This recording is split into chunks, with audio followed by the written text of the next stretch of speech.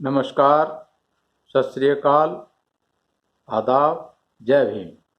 मैं वीरेंद्र सिंह आपका स्वागत करता हूं, अभिनंदन करता हूं, वंदन करता हूं, इस्तकबाल करता हूं एसएम न्यूज़ द्वारा शुरू की गई सीरीज कहीं हम भूल न जाएं। कहीं हम भूल न जाएं उन महापुरुषों को जिनके संघर्ष के कारण सामाजिक परिवर्तन की लड़ाई इस देश में लड़ी गई और आम लोगों को, बहुजन समाज के लोगों को उस सामाजिक परिवर्तन की लड़ाई से मान सम्मान और स्वाभिमान मिला इस देश में। आज इसी कड़ी में हम बात करेंगे देश के महान दार्शनिक, देश के महान योगी, महान गृहस्थ, महान धर्म सुधारक, महान समाज सुधारक, महान कवि, महान देशभक्त और विश्वबंधु, ऐसे गुणों से परिपूर्ण गुरु नानक देव जी की। गुरु नानक देव जी जिन्होंने सिख धर्म की स्थापना की, गुरु नानक जी का जो आंदोलन है, गुरु नानक जी का जो सामाजिक परिवर्तन की लड़ाई है, वो बहुत महत्वपूर्ण है इस देश के इतिहास में। आप सभी लोग नानक साहब के बारे में बहुत कुछ जानते हैं, लेकिन फिर भी चूंकि हमने ये श्रृंखला शुरू की है तो नानक देव के बारे में हमें कुछ न कुछ जरूर बात करनी चाहिए। तो नानक जी का जन्म 15 अप्रैल 1469 में तलवंडी गांव जो पाकिस्तान में है वहां हुआ था, जिसका नाम अभी ननकाना साहिब है।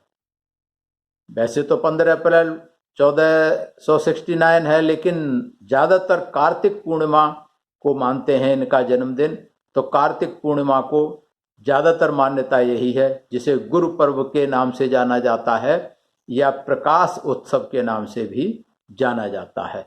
तो यही मान्यता है, तो हम भी इसी को मान के चलेंगे। कार्तिक पूर्णिमा को आपका प्रादुर्भाव हुआ था इस देश में, दुनिया में। इनके पिता का नाम कल्याण राय मेहता, ये जो पटवारी थे, इनका दूसरा नाम मेहता कालूचंद खत्री भी था। ये खत्री समाज से ताल्लुक रखते थे। इनकी माता का नाम तृप्ता देवी था। आप जो थे हिंदू परिवार में पैदा हुए थे, लेकिन बचपन से ही नानक जी बहुत प्रखर बुद्धि के व्यक्ति थे। लॉजिकली हर चीज को सोचते थे, बात करते थे। जब इनको पढ़ने के लिए स्कूल भेजा गया तो स्कूल में टीचर से सवाल करते, अपने गुरु से सवाल करते थे। इस तरीके के सवाल करते थे कि गुरु उनका उत्तर नहीं दे पाते थे। चाहे तो आध्यात्म की बात हो या समाज की बात हो, इस तरीके के सवाल पूछते थे। तो टीचर, इनके जो गुरु थे, शिक्षक थे, प्राइमरी स्कूल की बात है, वो इनसे परेशान हो गए और इनको लेकर के इनके पिताजी के पास पहुंचे। उनको कहा, बोले जी हम इनको नहीं पढ़ा सकते, ये तो हमें पढ़ाते रहते हैं, तो हम इनको नहीं पढ़ा सकते, और इनको ये तो वैसे ही बहुत ज्ञानी और तेज हैं, लिहाजा उनकी इस तरीके से पढ़ाई बंद कर दी गई। जब वो 12-14 साल के हुए तो एक जनेऊ संस्कार होता है। आज भी होता है कुछ जातियों में, सब में नहीं होता। जनेऊ संस्कार 12 से 14 साल के आसपास होता है। जब जनेऊ संस्कार की बात आई तो इन्होंने जनेऊ संस्कार कराने से मना कर दिया। वो भी उन्होंने नहीं कहा, बोले इसकी कोई ज़रूरत नहीं है, कोई लॉजिक समझ में नहीं आता, तो उन्होंने जनेऊ संस्कार नहीं किया। इसके बाद इनका विवाह कर दिया गया। 14 वर्ष की आयु में सुलक्षणा देवी के साथ इनका विवाह हुआ और इनके 2 पुत्र पैदा हुए, एक श्रीचंद और एक लक्ष्मीदास। कहानी है कि जब ये छोटे थे, पढ़ाई लिखाई बंद कर दी, तो इनको अपने जो घर के जानवर थे उनको चराने के लिए भेज दिया जाता था।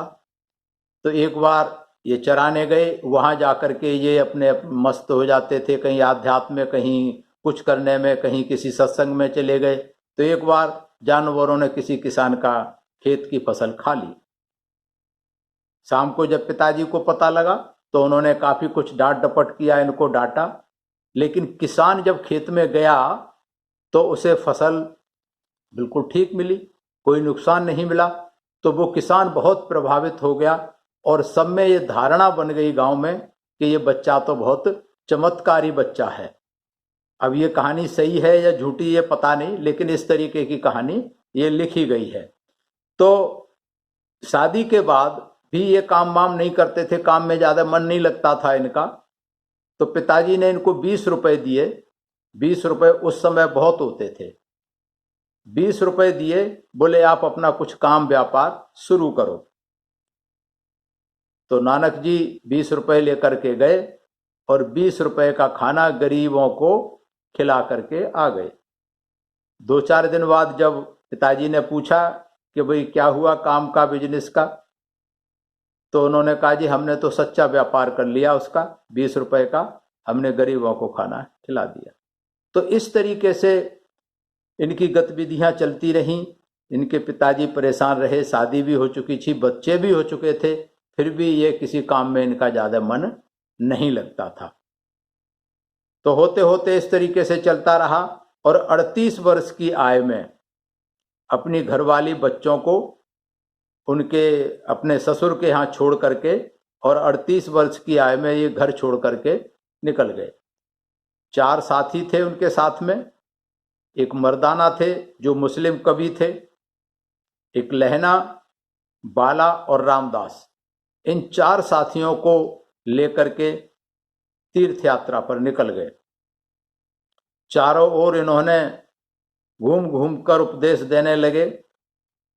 जो अंधविश्वास बुराई समाज में थी उनके खिलाफ बोलते रहे। इनका हमेशा रहा जात पात में विश्वास नहीं करते थे, किसी मंदिर मस्जिद में विश्वास नहीं करते थे, किसी धर्म शास्त्र में विश्वास नहीं करते थे, मूर्ति पूजा का खंडन करते थे, धर्म में फैली कुरीतियों का सदा ही तीव्र विरोध करते रहे। बहुत सारे देवी देवता, बहुत देवोपासना, बहुत सारे देवी देवताओं की 33 करोड़ देवी देवताओं की पूजा को उन्होंने अनावश्यक माना। जात प्रथा का हमेशा विरोध किया। तो इस तरीके से घूम घूम करके ये उपदेश देते रहे जनता में। और इन्होंने 4 यात्रा चक्र पूरे किए, मतलब एक एक जगह की यात्रा 4-4 बार की, और जिसमें भारत, अफगानिस्तान, फारस और अरब के मुख्य स्थानों का भ्रमण किया। अरब में मक्का, मदीना, ये सब जगह पर ये गए और इस तरीके से 25 साल तक यात्राएं करते रहे, धर्म उपदेश देते रहे, लोगों को समझाते रहे, कुरीतियां मिटाने का काम करते रहे। और इनके दर्शन में एक नाम एक परमात्मा, कि सभी के लिए, हिंदू हो चाहे मुसलमान हो, सभी का एक नाम होना चाहिए भगवान का, और सभी का एक देवता होना चाहिए। और वे देवता भी वो निर्गुण भक्ति धारा के थे। जो भक्ति काल का उस समय संतों का भक्ति काल था, उस समय निर्गुण विचारधारा के थे कि कोई भगवान नहीं है। निर्गुण मतलब निराकार, कोई नेचर है, शक्ति है, उसको मानो, किसी मूर्ति या पत्थर के भगवानों को नहीं मानना चाहिए।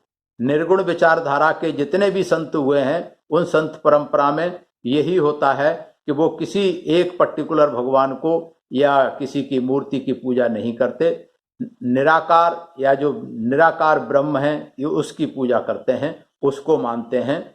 तो इसी तरीके से नानक देव जी का भी इस तरीके से रहा कि एक नाम एक परमात्मा। इनके फॉलोअर जो थे, हिंदू भी थे, मुस्लिम भी थे, सभी जातियों के थे, और इन्होंने भाईचारा और प्रेम के आधार पर लोगों को जोड़ने की शुरुआत की थी। गुरु नानक जी हिंदू मुस्लिम दोनों इनके अनुयायी थे। और जो लंगर परंपरा चलाई, इन्होंने 25 साल के बाद करतारपुर में आकर के ये सेटल हो गए।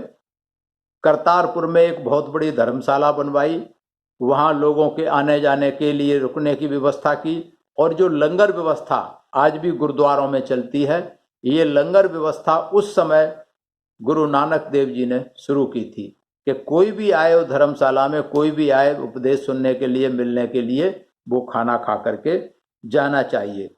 तो नानक जी एक अच्छे सूफी कवि भी थे, कविताएं लिखते थे, गाते थे सत्संग में, जिसमें पंजाबी, मुल्तानी, फारसी, सिंधी भाषा का बोलबाला रहता था। तो इस तरीके से गुरु नानक जी सत्संग और उसमें अपना समय बिताते। और उन्होंने ये भी एक संदेश दिया अपने शिष्यों को कि अपने भरण पोषण के लिए हमें ईमानदारी से काम करते रहना चाहिए। कि शुरू में इन्होंने काम नहीं किया था, हालांकि अपने पिताजी के कहने पर, लेकिन जब इनको समझ आई, 25 साल यात्रा करने के बाद वापस करतारपुर में आए तो वहां खुद भी किसानी का काम शुरू किया। किसान बन गए, खेतों में काम करते और धर्म का भी, उपदेश का भी काम करते, ये सब करते और खुद काम करते। तो उन्होंने संदेश दिया कि अपने भरण पोषण के लिए हमें ईमानदारी से काम करना चाहिए और जो हमारी कमाई होती है उसका कुछ हिस्सा हमें गरीबों को जो है दान देना चाहिए, उनको खाना खिलाने में खर्च करना चाहिए, उनकी मदद करनी चाहिए। इस तरीके से नानक देव जी की ख्याति बहुत दूर दूर तक फैल गई थी। ये देश विदेशों में भी बहुत जगह गए थे।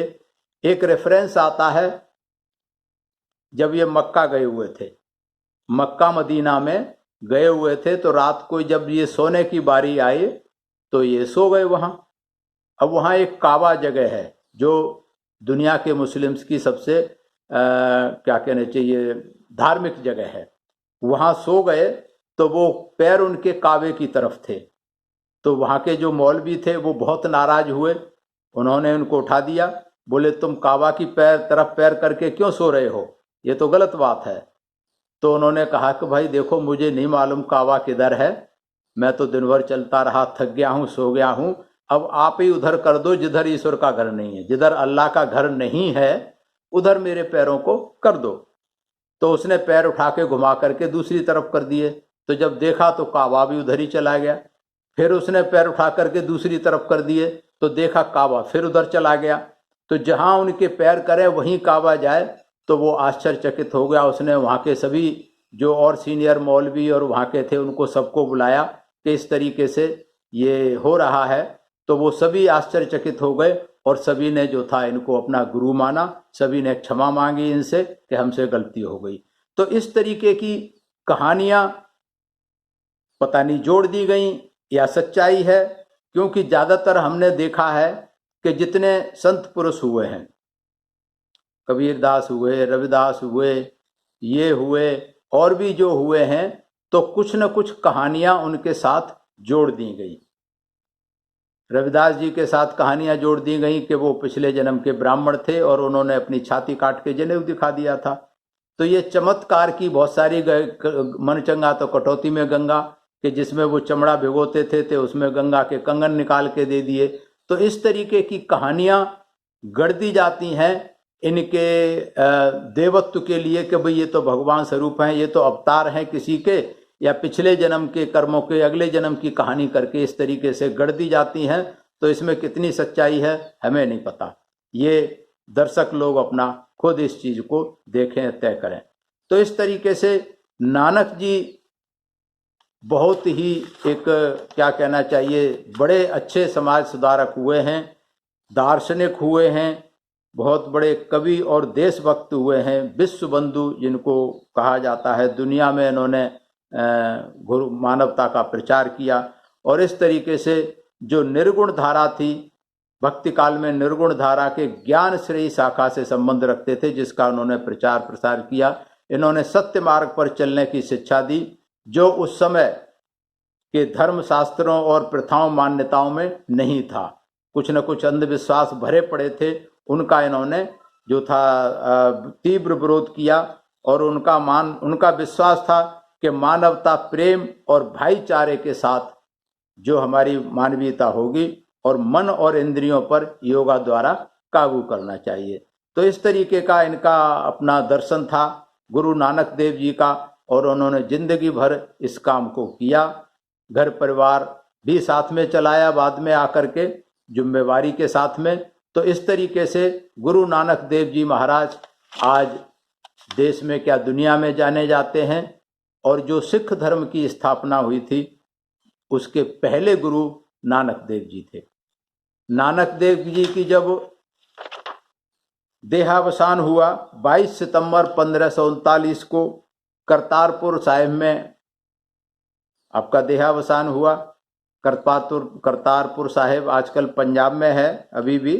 तो वहां जाकर के भी एक कहानी है इनकी मृत्यु से संबंधित, चूंकि इनके जो थे फॉलोअर, इनके अनुयायी हिंदू और मुसलमान दोनों ही थे, तो जैसे कबीरदास की कहानी कही जाती है, कबीरदास के भी वो थे कि मृत्यु के बाद जब बॉडी की बात आई कि भाई हम दाह संस्कार करेंगे, हम इसका दफन करेंगे, तो जब हटाया गया कपड़ा तो वहाँ कुछ फूल थे। ऐसे ही नानक जी के बारे में भी कहा जाता है, जब इनकी देह त्याग हुआ उसके बाद उनकी जगह पर कुछ फूल इकट्ठे थे, जिसको हिंदू और मुसलमानों ने आधा आधा बांट लिया था। इसमें कहाँ तक सच्चाई है, कहाँ तक हकीकत है, ये मैं कह नहीं सकता। मैंने ये जो जानकारी ली है, किताबों से ली है, इंटरनेट से ली है, विकिपीडिया से ली है।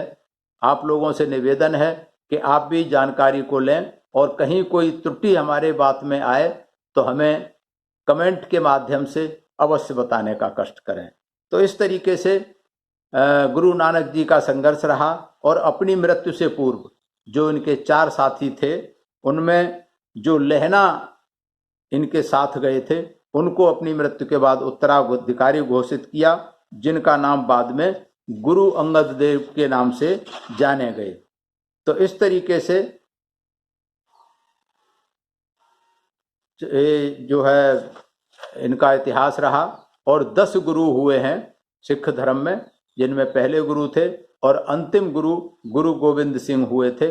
उसके बाद गुरु प्रथा खत्म हो गई, और उसके बाद गुरु ग्रंथ साहिब की जगह, गुरु की जगह गुरु ग्रंथ साहिब ने ले ली, और आज गुरु ग्रंथ साहिब की पूजा होती है। और जो गुरु ग्रंथ साहिब हैं उसमें इनकी बहुत सारी वाणी नानक जी की, उसमें करीब 974 शब्द और वाणी जो अपना गुरु ग्रंथ साहिब है उसमें नानक जी की सबसे ज़्यादा वाणियाँ हैं। तो इस तरीके से जो सिख धर्म संप्रदाय चलाया, ये सब के लिए था। इसमें सभी जाति बिरादरी धर्म के लोग जुड़े, और एक जो मानवता का धर्म था, उस समय जो गैर बराबरी की व्यवस्था थी, जो धार्मिक अंधविश्वास थे, उन सबको छोड़ करके लोग नानक देव के पीछे आए और उनकी बात को माना। तो ऐसे नानक देव जी, जिन्होंने उन विषम परिस्थितियों में सामाजिक परिवर्तन की बात की, मानवता पर आधारित एक पंथ या धर्म दिया, सिख धर्म, तो हम उनको नमन करते हैं। और आप सभी से निवेदन करते हैं कि नानक साहब के इतिहास को ज़्यादा से ज़्यादा जानें, और इनके किए हुए मानवता के लिए काम जन जन तक पहुंचाएं। मैं सभी दर्शकों का धन्यवाद करता हूं, आभार करता हूं, आपने हमारी बात को सुना। मैं SM न्यूज़ का भी आभार करता हूं कि मुझे आप लोगों के बीच में आने का मौका दिया। और अगर आपको ये सीरीज अच्छी लग रही है, कहीं हम भूल न जाएं, तो आप SM न्यूज़ चैनल को लाइक करें और सब्सक्राइब करें। ये मेरा आपसे निवेदन है। सभी को मेरा नमस्कार। अगर आपने अभी तक हमारा चैनल सब्सक्राइब नहीं किया है तो सब्सक्राइब करें, और घंटी का बटन बिल्कुल भी दबाना ना भूलें, ताकि सभी लेटेस्ट खबरें पहुंच सकें आप पे सबसे पहले।